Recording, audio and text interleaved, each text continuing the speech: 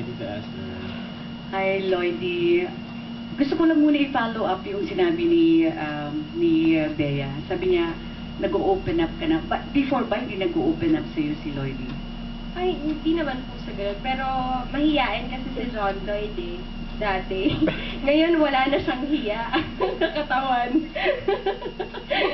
Hindi dati, mahiyain pa siya. Tsaka kapag bago kilala niyo lang yung mga tao, hindi siya basta-basta magpapatawa o ano, parang tinetest niyo muna yung waters. Ngayon talagang halata naman na open na si John Lloyd. Alam mo, nakakatuwa lang sa inyong dalawa, no? Kasi like, click na click ang tandem nyo, love team nyo. And yet, kahit na nalilink kayo sa iba't iba, tanggap pa rin ng mga fans nyo, ang team up nyo. Ano kaya ang sekreto meron ng isang Bea at saka John Lloyd? Another question, follow-up question. How come sa daming beses nyo nang nagkakasama sa TV at saka sa pelikula, parang hindi kayong nag-e-end up sa isa't isa at napupunta kayo sa iba? Bakit iba ang tinitingnan nyo samantala na andyan lang sa paligid ninyo? Well, for the first question,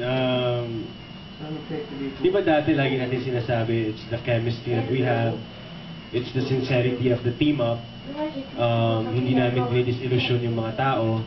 I mean, what you see is what you get. Ano pa ba? Napakarami yung mga ganong characters na meron yung aming team up. We were able to keep that intact.